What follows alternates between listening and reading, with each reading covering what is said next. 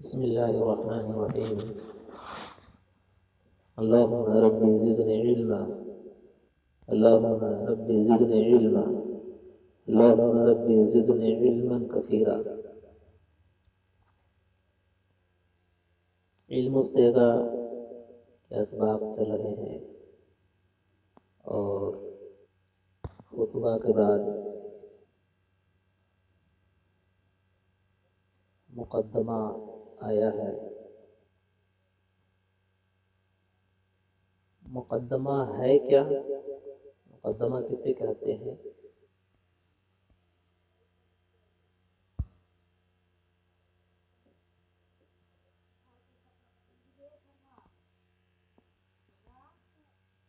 یہ سمجھنا ہے. اور مقدمہ،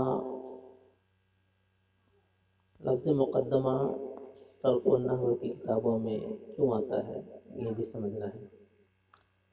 پہلے اس کا مطلب ہم سمجھ لیں. مقدمہ مقدمہ دونوں طرح سے آپ پڑھ سکتے ہیں. مقدمہ کہیں گے اس کو جسے آگے کر دیا گیا ہو، اور مقدمہ آگے آگے جانے والا. جسے آگے بھیج دیا گیا ہو اسے مقدمہ کہیں گے، مفعول پڑھیں گے. اور اگر فاعل اس کو پڑھیں گے تو آگے آگے جانے والا. مقدمہ اس کا ماخذ کیا ہے، یعنی یہ کہاں سے نکلا ہے؟ تو مقدمہ جو ماخوذ ہے، یعنی جو اسے لیا گیا ہے، مقدمہ ماخوذ ہے. اس کا ماخذ کیا ہے؟ اس کا ماخذ مقدمہ مقدمات الجیش سے آتا ہے. مقدمۃ الجیش، جیش بولتے ہیں لشکر کو، فوج کو. تو پہلے زمانہ میں جو قافلے چلتے تھے، قافلہ چلتا تھا، تو سب سے آگے آگے 10-20 آدمی، مجموعی شکل میں 10-20 آدمی جو آگے آگے ہوتے تھے، 10-20 آدمی کا حصہ ٹکڑا جو آگے آگے چلتا تھا، اور جو پیچھے والوں کو کسی بھی چیز کی اطلاع دیتے تھے وہ لوگ، اسی کو مقدمہ کہا جاتا تھا، اور اسی کو مقدمۃ الجیش کہا جاتا ہے. یعنی آج جو فوج، جو لشکر افواج کے، قافلہ کے آگے آگے جائے اسی کو مقدمۃ الجیش کہا جاتا ہے. تو کتابوں میں مقدمہ کیوں آتا ہے؟ تو کتابوں میں مقدمہ اس لیے آتا ہے کہ مقدمہ ہی سے کتاب کا ماحصل، کتاب کا نچوڑ، کتاب کے مقاصد سمجھ میں آ جاتے ہیں کہ مصنف مؤلف کہنا کیا چاہ رہے ہیں. اور مقدمہ ہی سے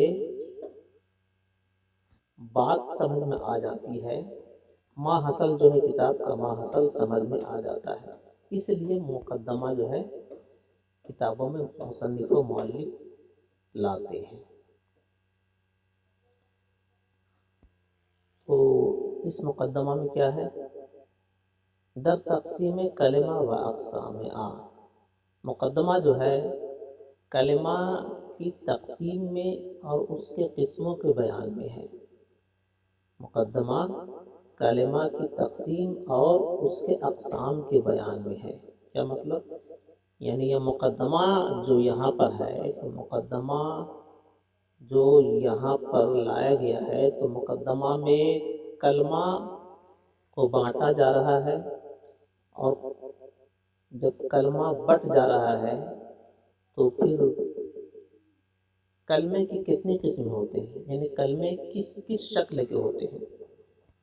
یعنی جب کلمہ بانٹا جائے گا، جب کلمہ کا بٹوارا ہوگا، تو پھر بٹ جانے کے بعد کلمے کی کتنی اقسام نکلتے ہیں، کتنی قسمیں نکلتی ہیں، کلمے کی کتنی قسمیں ہوتی ہیں، انہی باتوں سے آج کا سبق تعلق رکھتا ہے۔ تو مقدمہ جو ہے کلمے کی تقسیم اور اس کے اقسام کے بارے میں ہے۔ کلمہ کے لفظ موضوع، اب کلمہ کی تعریف سنیں اور کلمہ کی کتنی قسمیں ہیں وہ بھی آپ سن لیں گے۔ کلمہ کے لفظ موضوع مفرد را گویند، کلمہ جو لفظ موضوع مفرد کو کہتے ہیں، کلمہ کسے کہتے ہیں؟ کلمہ لفظ موضوع مفرد کو کہتے ہیں۔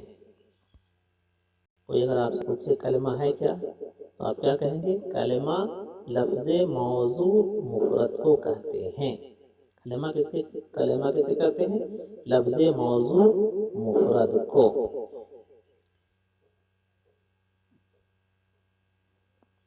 اور لفظ کسے کہتے ہیں؟ اس سے پہلے بھی آپ نے پڑھا ہے، لفظ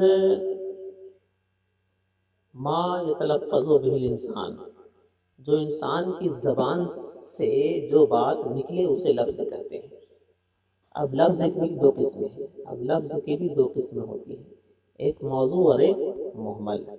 اگر لفظ معنی والا ہے، اگر لفظ معنی والا ہے تو اسے موضوع کہیں گے، اور اگر لفظ کا کوئی معنی نہیں ہے تو اسے محمل کہیں گے۔ اس لیے مصنف نے یہاں موضوع کی قید لگائی، کلمہ کے لفظ موضوع۔ دیکھ رہے ہیں، صرف لفظ نہیں کہا۔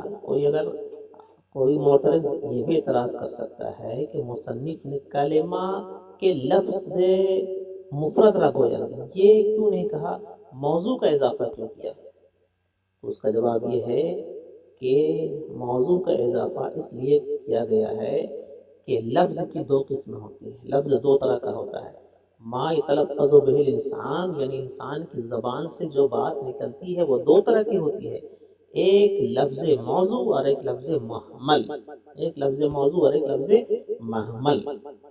تو لفظ موضوع اسے کہتے ہیں جو معنی دار ہوتا ہے، اور لفظ محمل اسے کہتے ہیں جو بے معنی ہوتا ہے۔ اسی لیے کلمہ، اب یہاں سے بات یہ سمجھ میں آئی کہ یہاں جو کلمہ ہے تو اس کلمہ سے مراد لفظ موضوع ہے، لفظ موضوع ہے، تو یہاں سے محمل نکل گیا۔ جب لفظ موضوع کی قید مصنف نے لگا دی تو یہاں سے لفظ محمل نکل گیا۔ اگر آپ سے پوچھ بیٹھے کہ مقدمہ میں جو کلمہ آیا ہے علم الصیغہ میں، تو کیا اس کلمے کا تعلق محمل سے ہے کہ نہیں، تو آپ جواب دیں گے نہیں۔ کیوں نہیں؟ اس لیے کہ یہاں پر کلمہ کی تعریف یہ ہے، مصنف نے کی ہے کہ لفظ موضوع، لفظ موضوع، صرف لفظ نہیں کہا ہے، عام نہیں کہا ہے، مصنف نے کلمہ کے لفظ مفرد را گویند، یوں نہیں، یہ اس طرح نہیں کہا، بلکہ کہا ہے کلمہ کے لفظ موضوع مفرد را گویند، یعنی موضوع کا اضافہ کر کے مصنف نے کلمہ کی تعریف کی ہے۔ تو اب کہنے کا مطلب یہ ہے کہ اس کلمہ کی تعریف سے محمل نکل گیا۔ چلیے، کلمہ کے لفظ موضوع مفرد را گویند، کلمہ جو لفظ موضوع مفرد کو کہتے ہیں، برس قسم است، یہ تین قسم پر ہے، یعنی کلمہ جو لفظ موضوع مفرد کو کہتے ہیں اس کلمے کی بھی تین قسمیں ہیں۔ تو وہاں بات سمجھ میں آ گئی، لفظ جو ہے ما یتلفظ به الانسان، جو انسان کی زبان سے نکلے اسے لفظ کہتے ہیں، اور لفظ دو طرح کا ہوتا ہے، ایک موضوع اور ایک محمل۔ ایک لفظ موضوع ہوتا ہے، ایک لفظ محمل۔ لفظ موضوع جس کا کوئی معنی اور مطلب ہو، جس کا کوئی معنی اور مطلب ہو، اور محمل جس کا کوئی معنی مطلب نہیں ہو، جو بغیر معنی کا ہو، جیسے جسق وغیرہ۔ چلیے، تو کلمہ جو لفظ موضوع مفرد کو کہتے ہیں یہ تین قسم پر ہے، یعنی کلمہ کے تین طرح ہے، یعنی کلمہ تین شکل کے ہوتے ہیں، کلمہ تین شکل کا ہوتا ہے، یا تو فعل کی شکل میں ہوگا، یا اسم کی شکل میں ہوگا، یا حرف کی شکل میں ہوگا۔ تو وہ کلمہ جو لفظ موضوع ہوتا ہے، لفظ موضوع مفرد ہوتا ہے، اس کی تین قسمیں ہیں، پہلی قسم فعل ہے، دوسری قسم اسم ہے، اور تیسری قسم حرف ہے، تیسری قسم حرف ہے۔ فعل، اسم اور حرف، یہ کس کی قسم ہے؟ کلمہ کی۔ کس کلمہ کی؟ کوئی آپ سے پوچھ بیٹھے کس کلمہ کی؟ اس کلمہ کی جس کلمہ کو لفظ موضوع مفرد کہا جاتا ہے، اس کلمہ کی تین قسمیں ہیں، کون کون؟ فعل اور اسم اور حرف۔ اب ایک سوال اور یہاں پر ہوتا ہے، سوال یہ ہے کہ مصنف نے نحوی لوگ کلمہ کی 3 قسمیں اس طرح سے بیان کرتے ہیں. کلمہ کی 3 قسمیں ہیں. پہلی قسم اسم، دوسری قسم فعل، تیسری قسم حرف. اور صرفی لوگ پہلے فعل کا ذکر کرتے ہیں، بعدہ اسم کا ذکر کرتے ہیں، بعدہ حرف کا ذکر کرتے ہیں. کیوں؟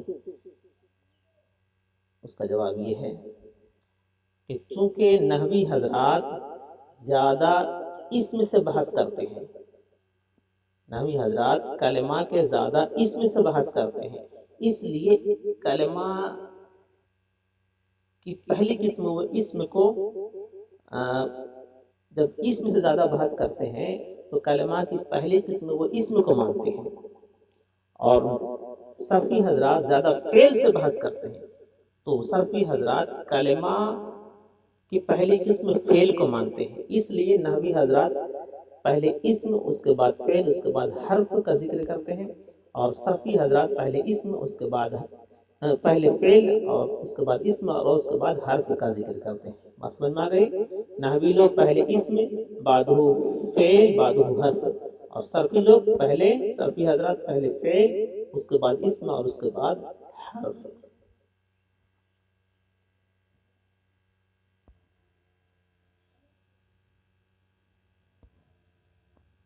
اسم جو ہے، اسم یہ مشتق ہے، اس میں مشتق ہے اور سماع سے نکلا ہے، اور علو کے معنی میں، علو کے معنی میں. چلیے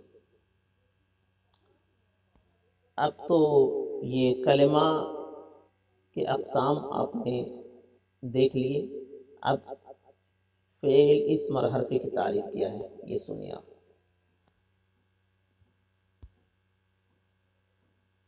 اسباق لمبے ہو جائیں گے، اس لیے میں یہیں پر ہی روکتا ہوں.